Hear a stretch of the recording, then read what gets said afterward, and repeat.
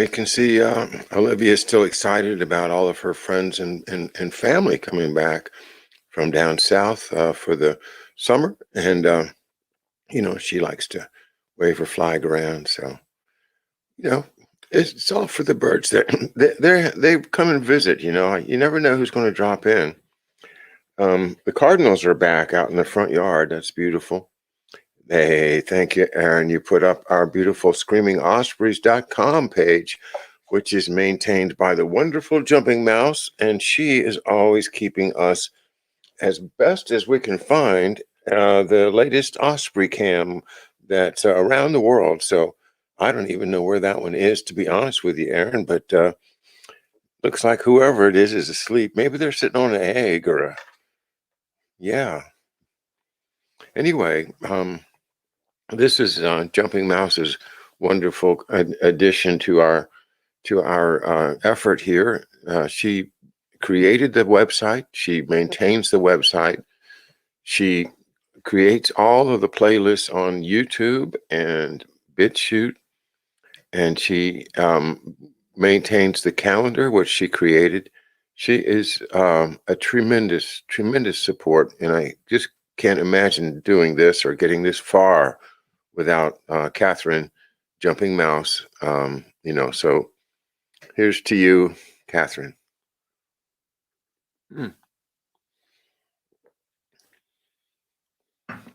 I'm sorry, but I put too much lemon. Oh.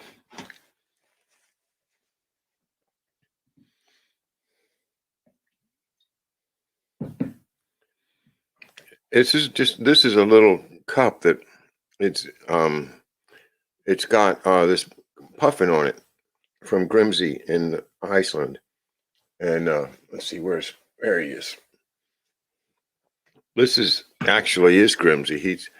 He's the puffin that stowed away on the airplane with us when we were coming back the last time. And he just didn't want to stay in Iceland. He wanted to come with us. So he stowed away, and we've had him ever since. I think he's enjoying life here on Mystery Island.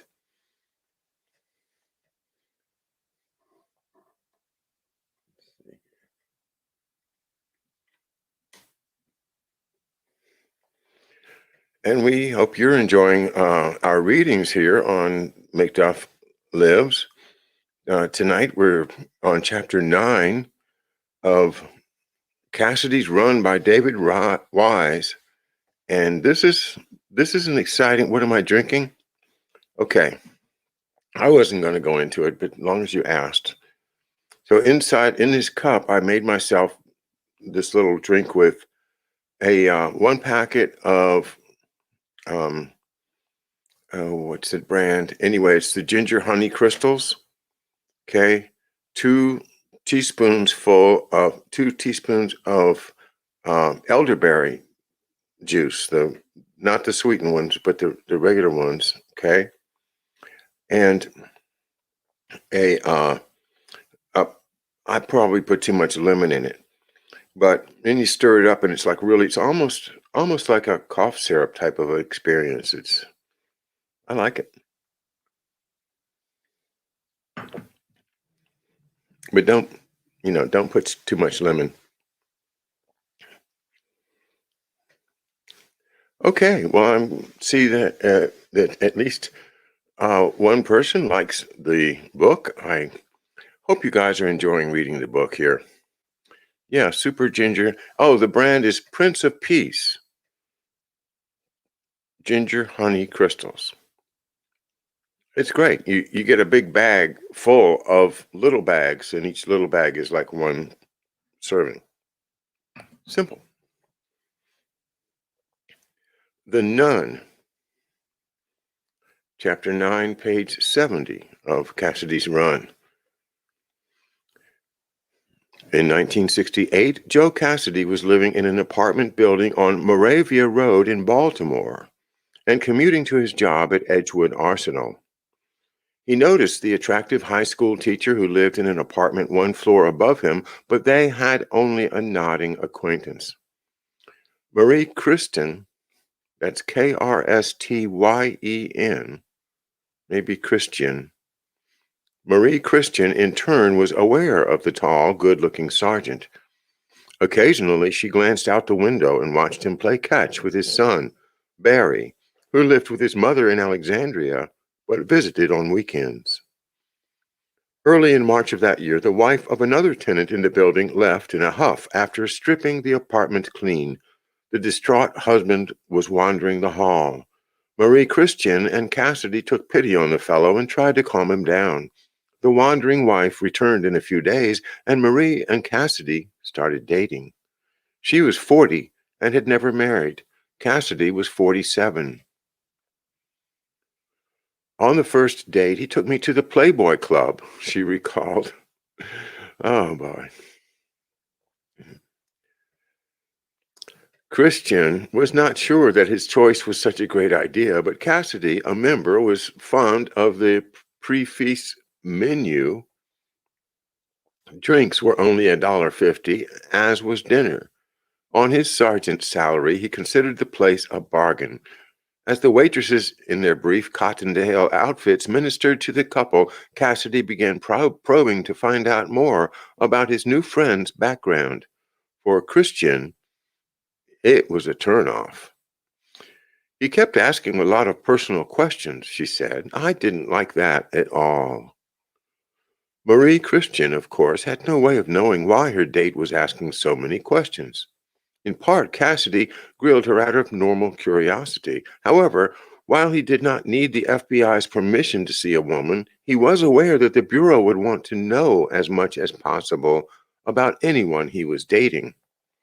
If it turned serious, he knew they would have to do a background check. Despite getting off on the wrong foot that first evening, Cassidy soon recovered and made a decided impression on his schoolmarm neighbor. He swept me off my feet, she said. There was something about him that got me. He seemed a very loyal and truthful guy. He seemed genuine. Since Cassidy was living a double life and pretending to the Russians that he was a money-grubbing traitor, he was anything but genuine. But Marie Christian had fallen in love. He had good manners. He always greeted people. He was a perfect gentleman. Everybody called him the Sarge, and everybody loved him. I was teaching at night, and Joe always checked to make sure I got home. I usually went to his place for dinner because he did the cooking. In the latter part of April, at dinner at his apartment, he presented me with an engagement ring. He just floored me, but I did accept it, and I'd had nothing to drink. Cassidy remembers the scene about the same way, with one nuance. Marie, he said, had hesitated. She sat there looking at the ring, but finally she said yes. I put it on her finger. The next day, her students whispered, Miss Christian's engaged. It went around like wildfire. Within a few days, I told the Bureau I was going to get married. I had already told them I was dating her, so in March, the Bureau had started checking her out.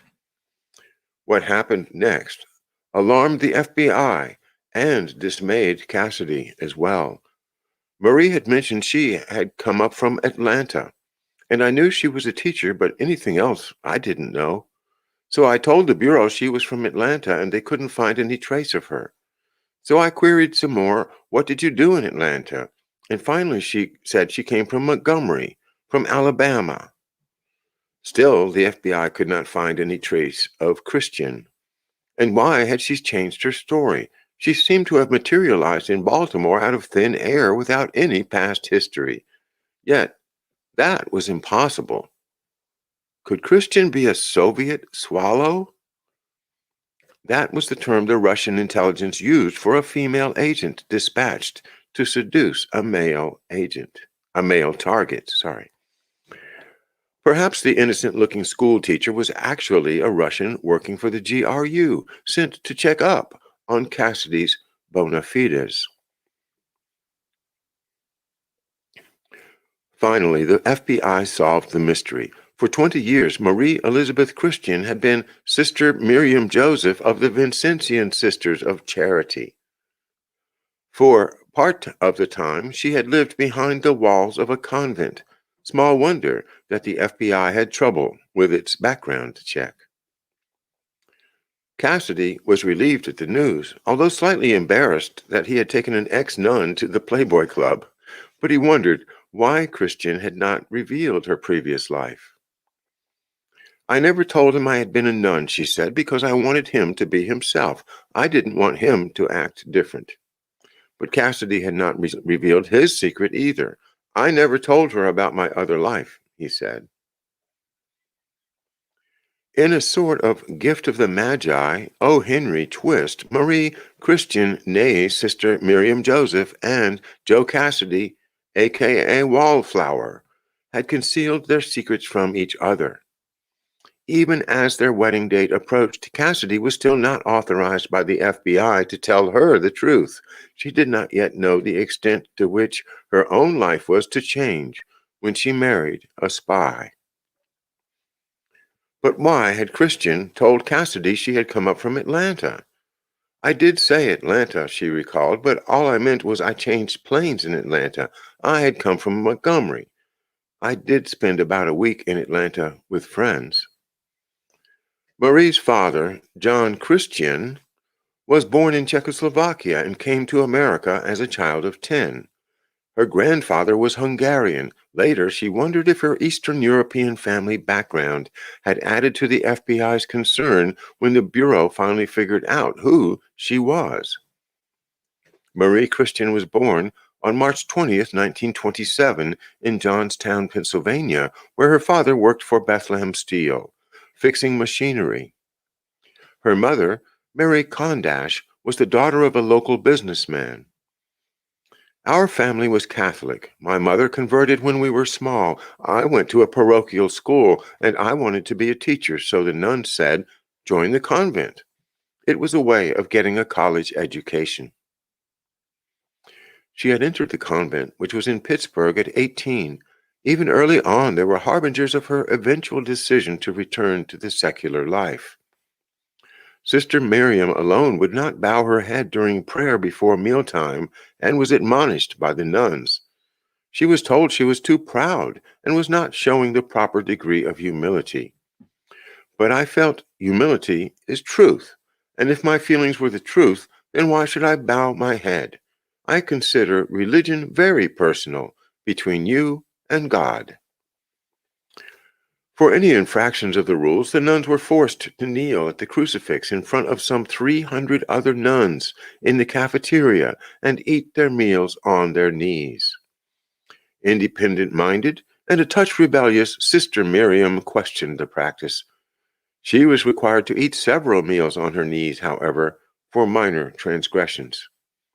But her goal of a college education was met. The Vincentian sisters sent me to Duquesne University, which is also in Pittsburgh, in 1947.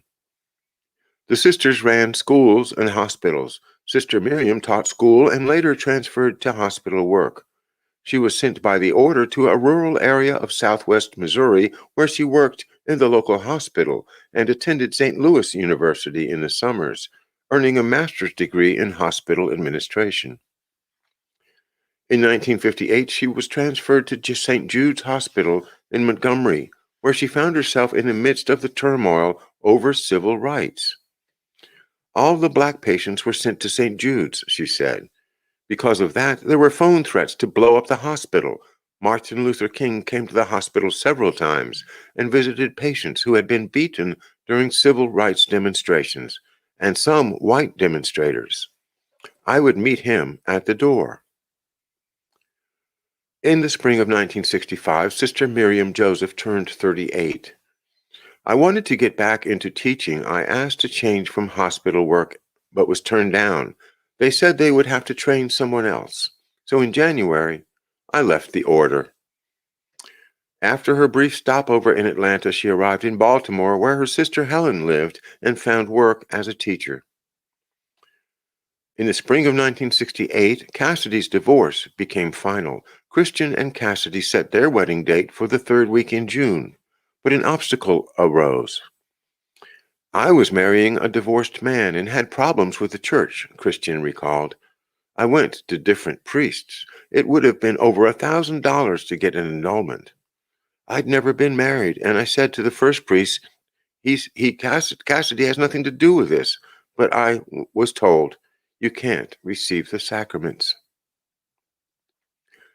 To be told she could not receive communion and the other rites of the Roman Catholic Church was not acceptable to the former Sister Miriam Joseph. Joe and Marie were married in June as scheduled, but it was 3 years before the issue of the sacraments was resolved. I finally found a priest who said, you go right ahead. To me, religion is more than some rules a priest makes up. To me, religion is my relationship with God.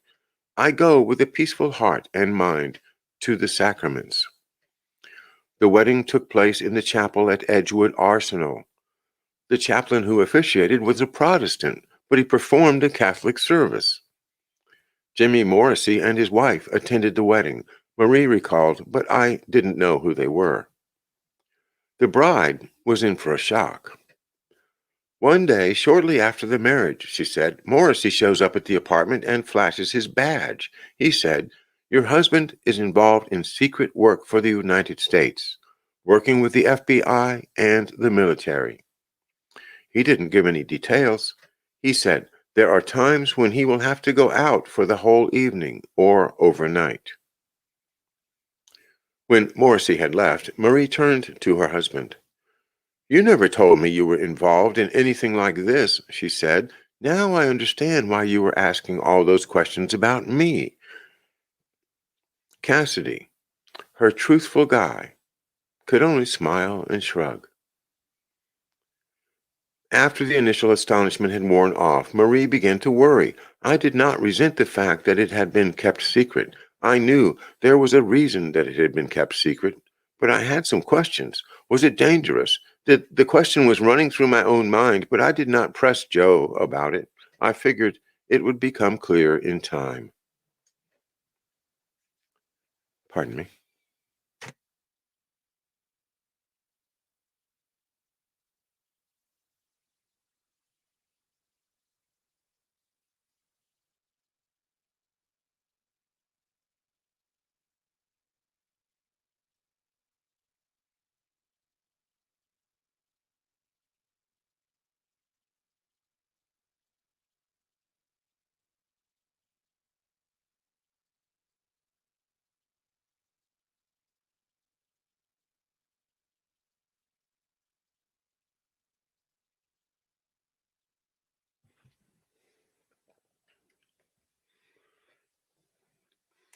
All right.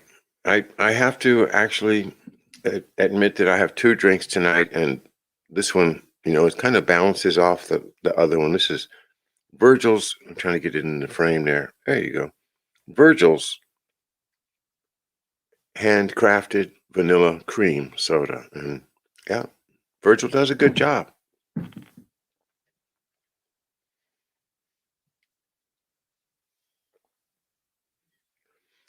Jimmy Morrissey became a familiar figure in their marriage. Cassidy shielded his wife from much of his activities, but the nature of his mission gradually became clear to her. I realized it was spy work, she said. I figured it out. I knew about double agents. I read about them in a spy novel or saw a movie. I figured he was a good spy, but Morrissey never mentioned the country. I didn't know the country was Russia until Joe told me that the FBI worried I was a plant. One way or another, Marie was drawn into her husband's intelligence work. Once in the early 1970s, Cassidy said, we were leaving Petersburg, Virginia, and I had to go somewhere, to a picnic grove, so I could get a shortwave transmission from Moscow. She walked Bo, our silver poodle, and kept watch while I got the transmission. Cassidy could hardly have concealed his secret life from Marie, although for the most part he used the rollover cameras to photograph the documents he passed to the Russians. On instructions from the Soviets, he also bought a camera and a tripod to copy material. At times, Marie saw Cassidy taking pictures of documents or steaming letters on the stove to develop secret writing. Marie made sure that the spy paraphernalia was kept out of view, We kept the equipment in the guest room, she said. I always made sure the tripod and camera and radio were hidden when we had guests. Marie Cassidy did not have to wait very long to learn whether her husband's espionage work might be dangerous. In October 1968, only 4 months into their marriage, Cassidy received a microdot instructing him to travel abroad, something he had never done before. He was to go to Mexico City for a meeting. The instructions gave the date and the time of night that he was to be on a certain street. He was not asked to bring any documents. It was an alarming turn of events for both Cassidy and the FBI. It was not clear why the Soviets wanted to meet Cassidy outside the United States. For the first time, Wallflower might be in real danger.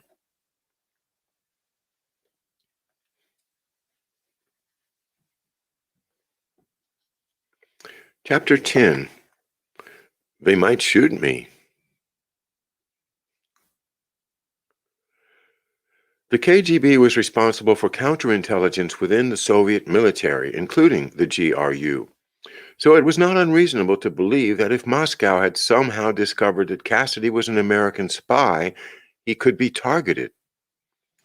As the poison umbrella attack on George Markov demonstrated, the KGB had the capability to assassinate its enemies or to provide its allies with the means to do so.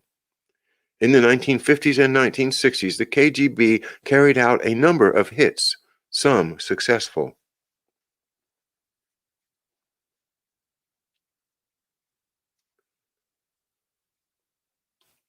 In 1954, for example, Nikolai Y.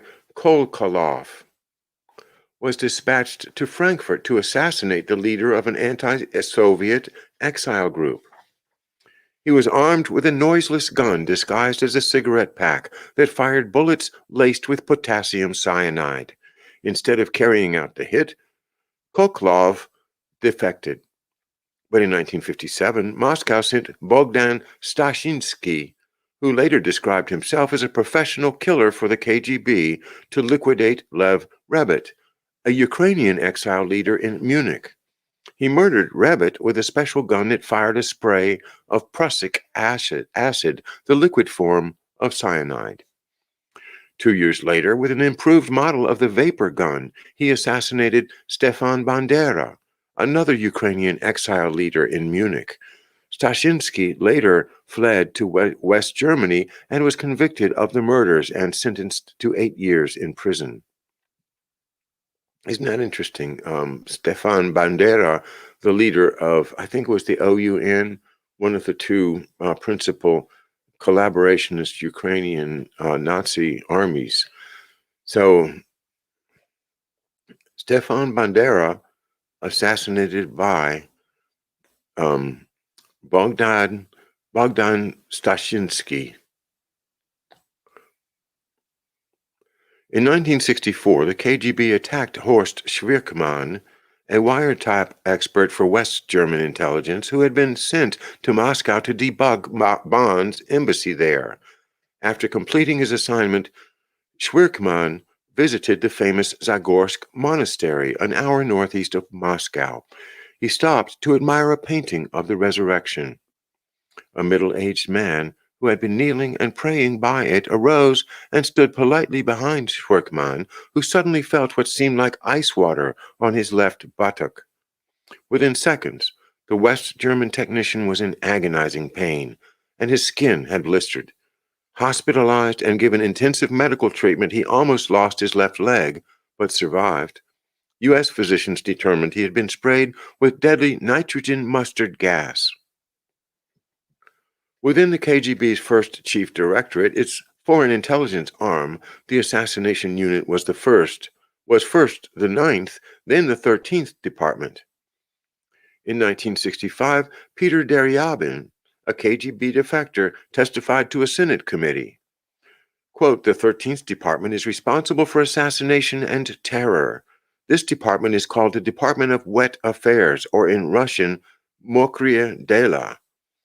Mokria means wet, and in this case, Mokria means blood wet. During the time that Cassidy was working as a double against the Russians, then, the KGB was capable of assassinating its enemies, although it may have later abandoned the practice.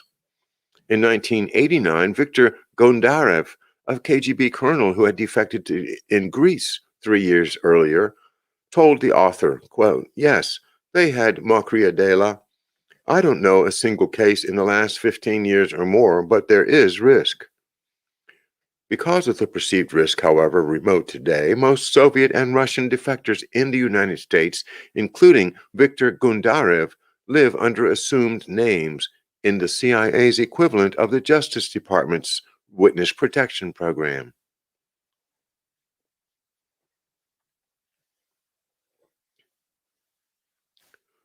The risk was much greater, of course, during the height of the Cold War when Cassidy was instructed to go to Mexico.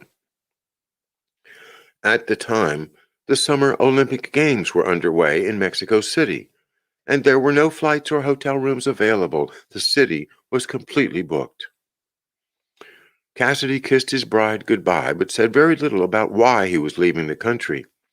Just that it was involved in that work, Marie remembered. From Baltimore, Cassidy flew to Dallas, rented a car, and drove to Brownsville on the Mexican border, hoping to catch a flight from there. He went to a travel agency. There were no flights to Mexico City, but I was told to keep checking.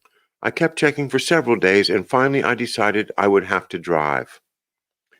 Having heard stories of bandidos waylaying travelers, Cassidy was not thrilled about the prospect of driving. The next day, the travel agency called and said they had a flight from Matamoros, Mexico, just over the border from Brownsville.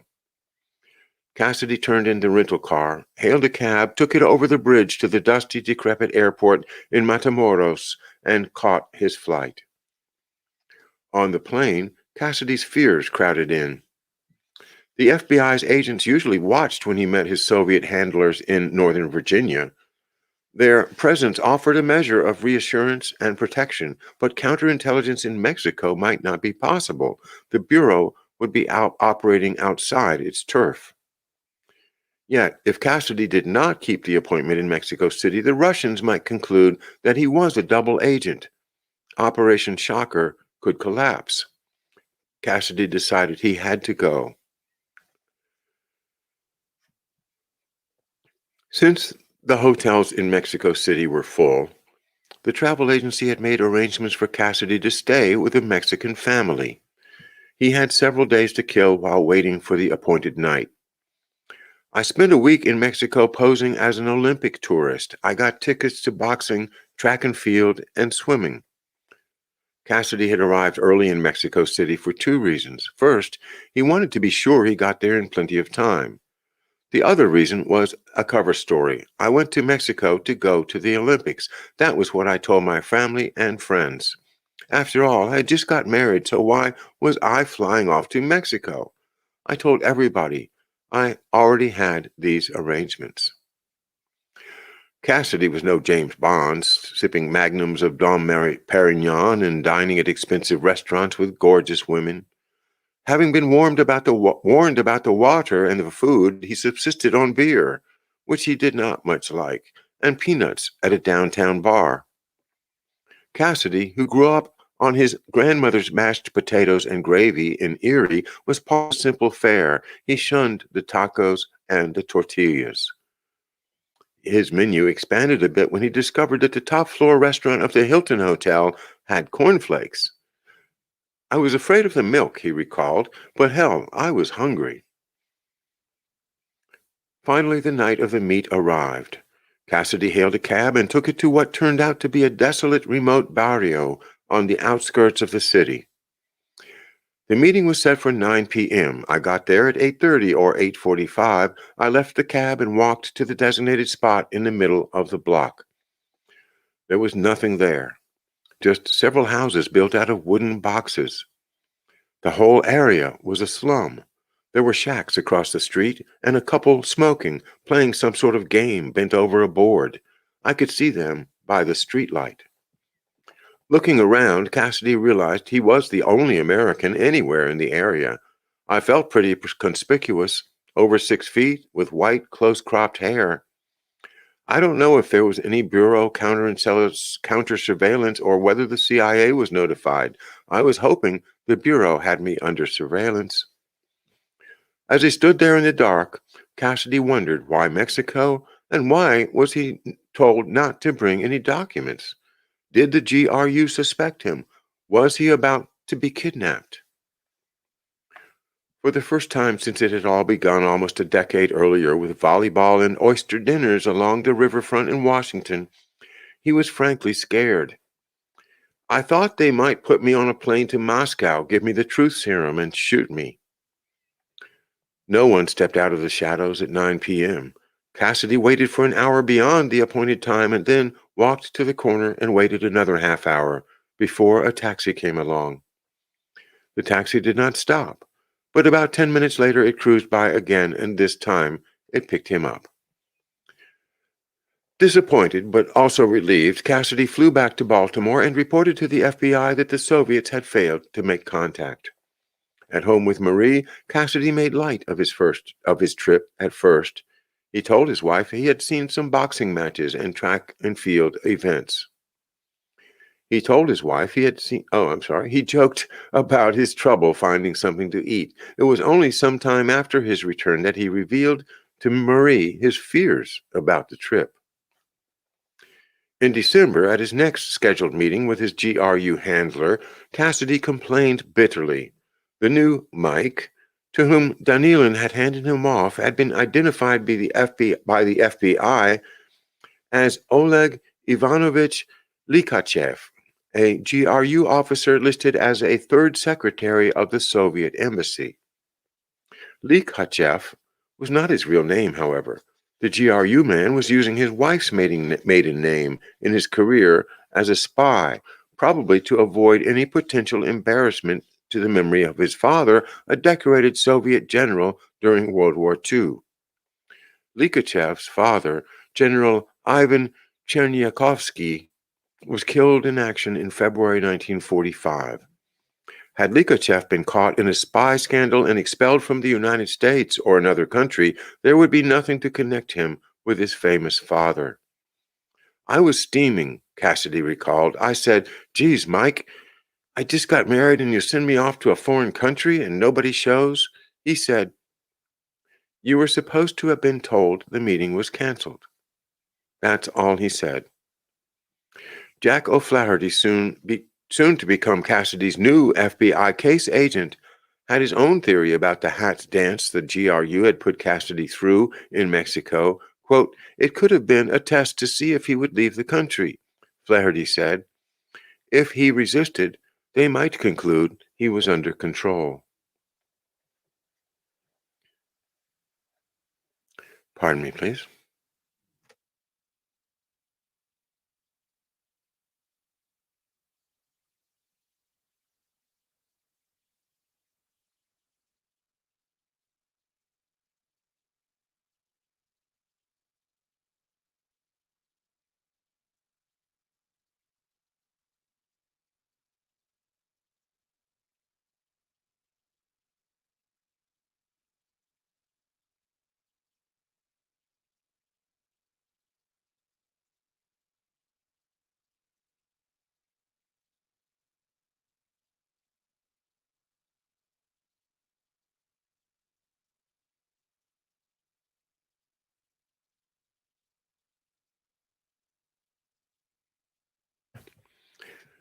That's why I pay for the bottled sodas, because I just can't make them. I've tried to mix, but yeah, I think the best thing is to just stick with the pros, like Virgil.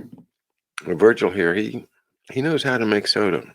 He makes the best black cherry soda. And this is really darn good. It's vanilla cream soda, but I'm not a real aficionado of the vanilla cream sodas, so I can't say it's the best. I don't really know. Sundance, Chapter 11. By the spring of 1969, Cassidy had been stationed at Edgewood for 7 years, and the FBI began to fret that the Russians might regard it as a suspiciously long time for him to remain in the same job. Moreover, the nerve gas deception was winding down after 3.5 years. It had been difficult enough to keep Cassidy in the Edgewood lab as it was. Shortly after his marriage, Cassidy was informed by the Army that he was being sent to Karlsruhe, Germany. There was some suspicion within the FBI that the Army wanted to transfer Cassidy there so it could take over the case. Parentheses. Because the FBI operates primarily within the United States, if the case moved abroad, the Army would have had jurisdiction. Morrissey managed to outflank the Army and squelch the transfer. According to Charlie Bevels, the FBI had to maneuver around the Army bureaucracy more than once. Cassidy's name kept showing up on a list for Vietnam, Bevels recalled, and every 6 months or so, Jimmy Morrissey had to go to the Pentagon and get his name off that list. Joe was uneasy because he couldn't explain it to anybody. He didn't want any special privilege. The Army inadvertently solved the Bureau's problem that spring by promoting Cassidy, a master sergeant, to an E9, the rating for sergeant major. Since there was no E9 at Edgewood, I had to find a slot, Cassidy said. I checked and found one open at the United States Strike Command, STRICOM, in Tampa, Florida. I put in a request for a transfer. Unknown to Cassidy, the FBI was orchestrating his move to Tampa. The Bureau, Phil Parker recalled, saw a major benefit that might flow from the transfer. Quote, the GRU's officers in the embassy could not meet him in Florida because of travel restrictions on Soviet diplomats, who were normally confined to a 25-mile radius of Washington. As a result, he said, the FBI hoped that the move would force Moscow to surface a new contact, perhaps an illegal, who might lead the FBI to other unknown Soviet agents. Nothing is easy in the bureaucracy. If the FBI was going to run an espionage operation out of STRICOM, the military had to be told.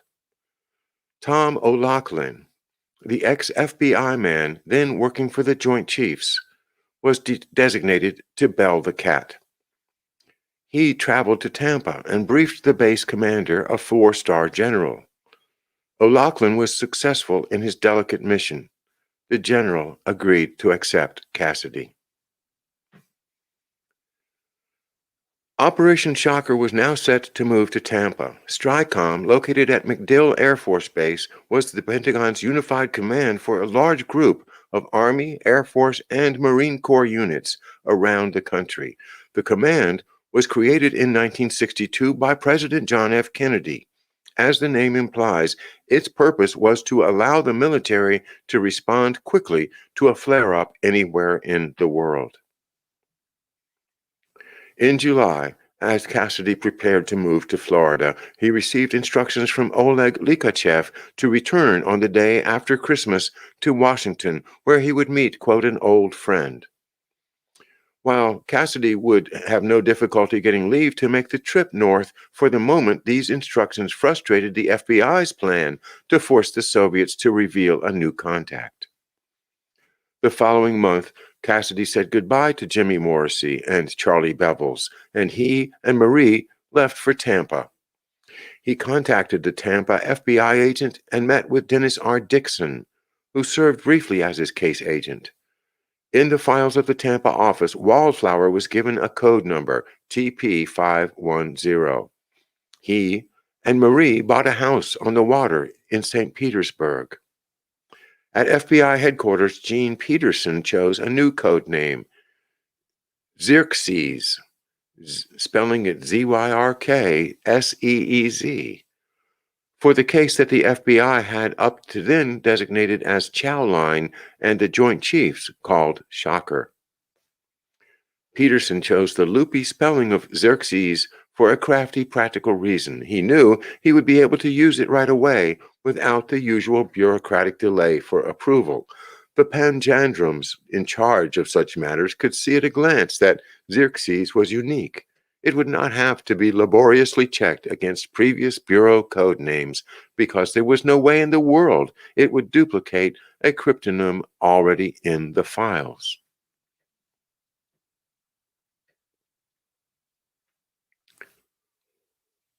Even so, Peterson was given a hard time over the code name. A few days later, someone from the records branch called him, complaining vociferously about the unusual spelling. "What's with this Xerxes?" the filekeeper asked. "Why, we can't pronounce it." "You don't have to pronounce it," Peterson shot back. "All you have to know is where to file the damn card." In December, as instructed, Cassidy returned to Washington. On the day after Christmas, he waited on a street in Prince George's County, Maryland, at the designated time. As promised, an old friend appeared. Mikhail Danilin, by now a second secretary of the Soviet embassy, was back from Moscow. He smiled broadly at the sight of the agent he had lamented he might never see again. After the two men had greeted each other, Danilin instructed Cassidy to pick out several drop sites in the St. Petersburg area. That would be good news to the FBI. The Bureau's plan appeared to be working. Danilin told Cassidy to bring the description of the locations to their next meeting. Once the drops were agreed upon, Danilin said Cassidy was to buy a camera, photograph military documents from MacDill, and place the film in hollow rocks at the drop sites at designated times and dates. The agent who cleared a drop would leave a paper bag as a signal that the film had been picked up. Cassidy was to return to the drop site each time and verify that the paper bag was there. Then Danilin explained that another USSR agent might clear the drops in Florida. Cassidy agreed to his instructions, but grumbled to Danilin about having to come north at Christmas, leaving his wife by herself. To the FBI, Danilin's passing mention of another USSR agent was important additional evidence that the Bureau's plan was on target. Given the restrictions on travel by Soviet diplomats, the agent almost had to be an illegal. In the world of espionage, illegals are a prime catch. Because illegals do not operate under diplomatic cover, they can be anywhere. The woman who works in the hair salon, the friendly clerk at the hardware store, or even the neighbor next door. Unless illegals are identified by a defector, they are virtually impossible to find. Their spying usually goes undetected. Back in Florida, with the help of the FBI, Wallflower drove around St. Petersburg, picking out likely drop sites for the GRU. Most were in residential areas or near stores or office buildings, which would make surveillance that much easier for the Bureau. In a park or wooded area, it would be difficult for the FBI to get close enough. Cassidy was to explain to the Soviets that the Tampa Bay area was less rural than Northern Virginia, compelling him to select sites in more populous areas. As instructed, he also bought a 35mm camera. Then, in May 1970, he met his new FBI case agent, a tall Irishman from Brooklyn who still retained a trace of his New York accent, along with a lot of street smarts. At age 35, John OLoughlin was already a Bureau veteran. The two men took to each other immediately, the start of a lifelong friendship. At 6'2", Jack O'Flaherty was a handsome, impressive-looking man with an athlete's build. The son of a mounted policeman in New York, he was born in Brooklyn but grew up in the Rockaways in Queens. He went to St. John's University and joined the police force in 1957, working the 4 to midnight shift and attending law school at St. John's by day. A family friend, Mike O'Brien, encouraged me to apply to the FBI and gave me an application. From time to time, he needled me. "What happened to that application I gave you?" So finally, I applied. He joined the FBI in March 1961 at age 26, worked as an agent in North Carolina, and was assigned to the Cuban squad in New York, his first taste of foreign counterintelligence work. He married, and after a tour in the San Juan office, arrived in Tampa in August 1968. On July 4th weekend, 1970, Cassidy drove north to Washington for another meeting with John OLoughlin at their old haunt, the parking lot of the bowling alley in Springfield. The Soviets approved most of the drop sites he had selected, and John OLoughlin accepted Cassidy's explanation about why the drops were to be in the more built-up areas. Cassidy received a packet of what looked like ordinary lead, the ordinary lead of the type that is, I'm sorry, let me start over. Cassidy received a packet of what looked like ordinary lead of the type that is loaded into a mechanical pencil.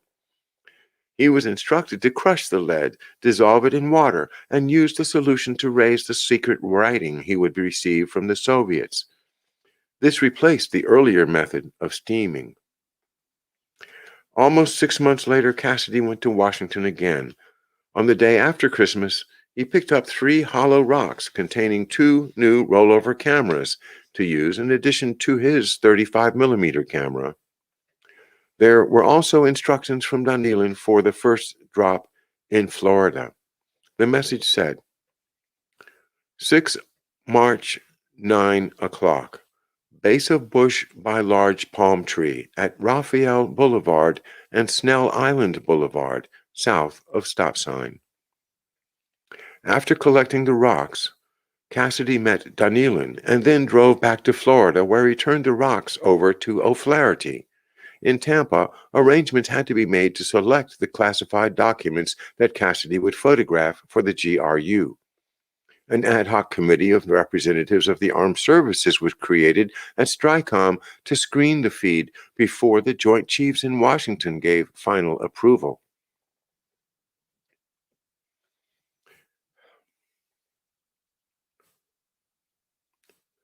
Snell Isle, misnamed because it really is a peninsula along Tampa Bay, is a quiet, mostly residential section 1.5 miles long and less than a mile wide.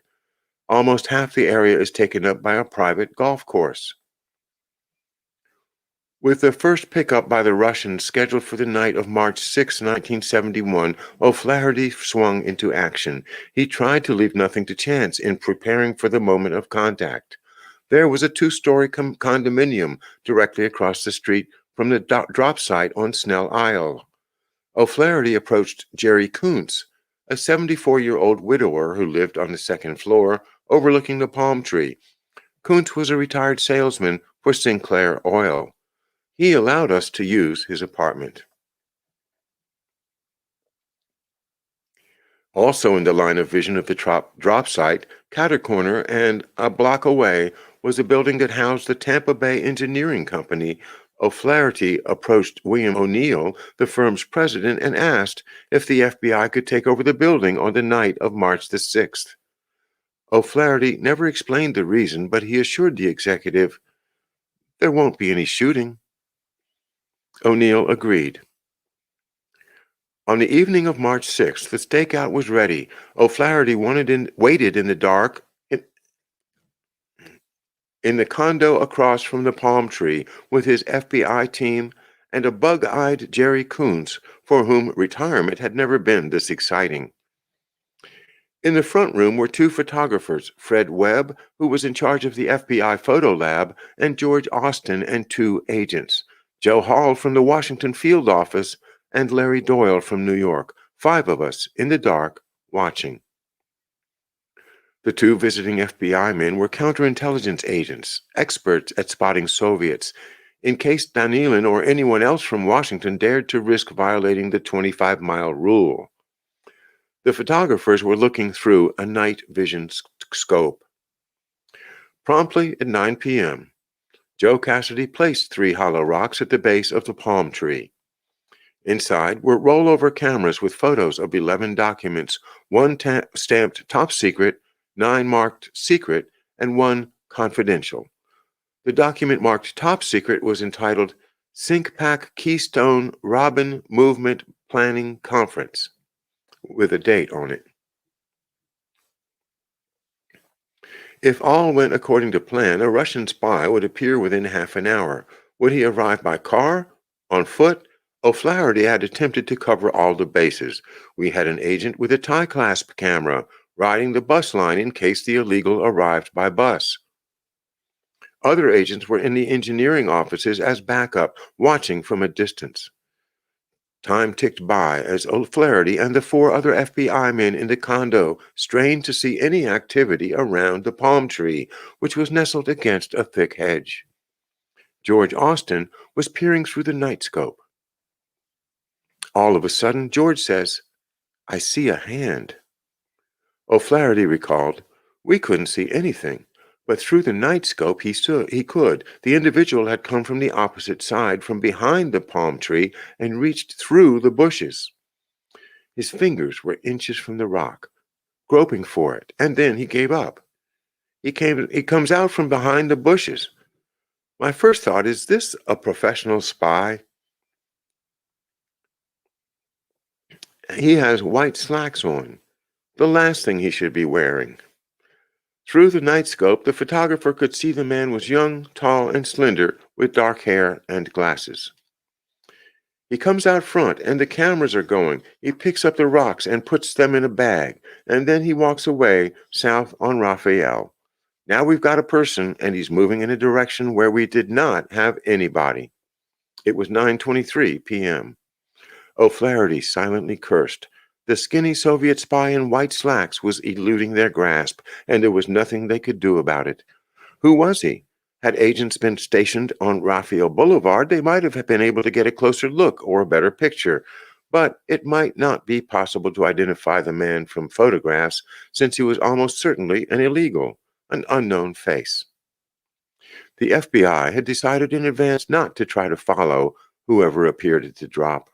Shocker had been running for 12 years, and O'Flaherty was not about to blow the operation by putting men on the street. If the spy became aware that he was being tailed, the game would be over. "We wanted to fixed surveillance for security reasons. No cars," he said. Luck was on the Bureau's side. The unknown spy had forgotten to leave a paper bag by the palm tree to signal that the drop had been cleared. He realized his mistake and came back. 7 minutes later, at 9:30 p.m., a light blue Volkswagen suddenly appeared. The man jumped out with the car's motor running and left a Publix supermarket bag at the base of the tree. Then he got back in the car and zoomed away. Through their night vision scope, the photographers could make out the license plate, IE 17128. From the condo, O'Flaherty called Joseph F. Santolana Jr., the FBI special agent in charge in Tampa, at his home. The SAC called in the license number and asked Tampa to run the plate. By the time O'Flaherty and his team reached the office, they had their answer. The Volkswagen belonged to a rental agency in Miami. Around midnight, teletypes were sent out to Miami and to FBI headquarters in Washington, reporting all that had happened. Shocker had surfaced an unknown spy and created a new case.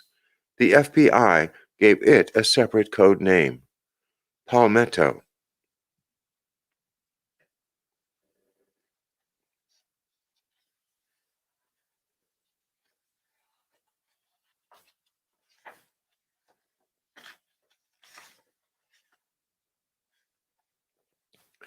Now the FBI's task was to identify the man. Before dawn, a teletype arrived from headquarters instructing Tampa and Miami to follow up, but emphasizing that the surveillance be discreet.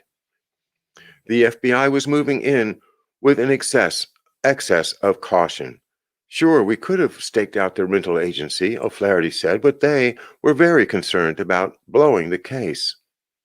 At 7 a.m., Special Agent Sam Jones of the FBI's Miami office checked with the rental agency in Miami, an establishment known as Lester U. Drive It.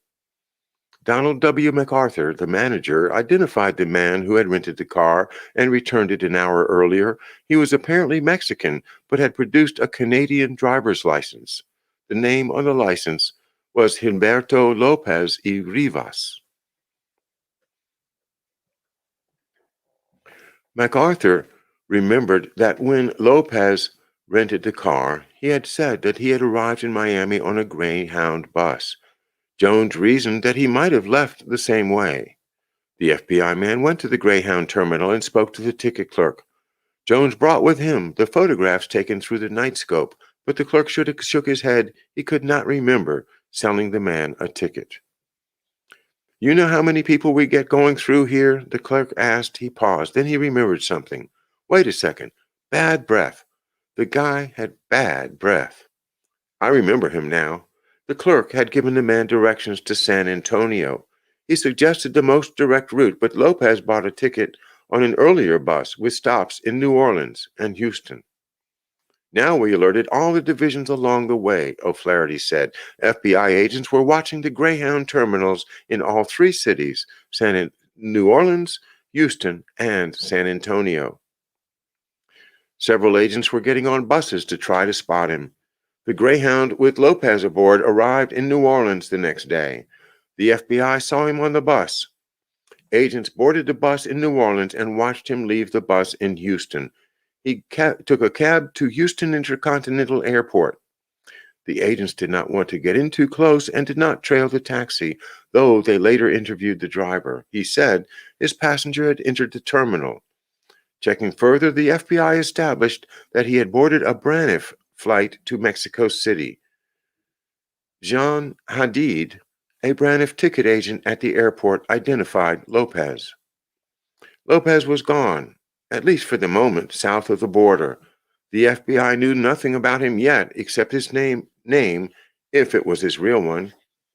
But O'Flaherty knew one thing as he looked back on the kaleidoscopic events of the last 48 hours. Something unprecedented in the history of espionage had occurred. The man who called himself Gilberto Lopez y Rivas was the first illegal ever surfaced by a double agent operation of the FBI.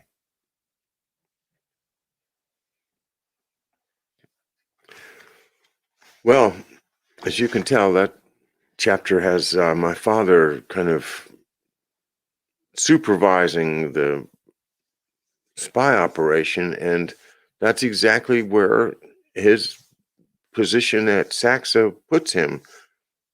He is the counterintelligence planner, and that position put him in the position of signing off on or modifying or approving or disapproving the plans for special operations, such as Shocker. Good night. I'll see you guys Monday. I hope you guys have a nice, restful rest of the weekend. And don't forget, we lose an hour tomorrow. Spring forward. And we'll spring forward into some beautiful, beautiful spring weather very soon. Thanks, everyone. And take care. Good night.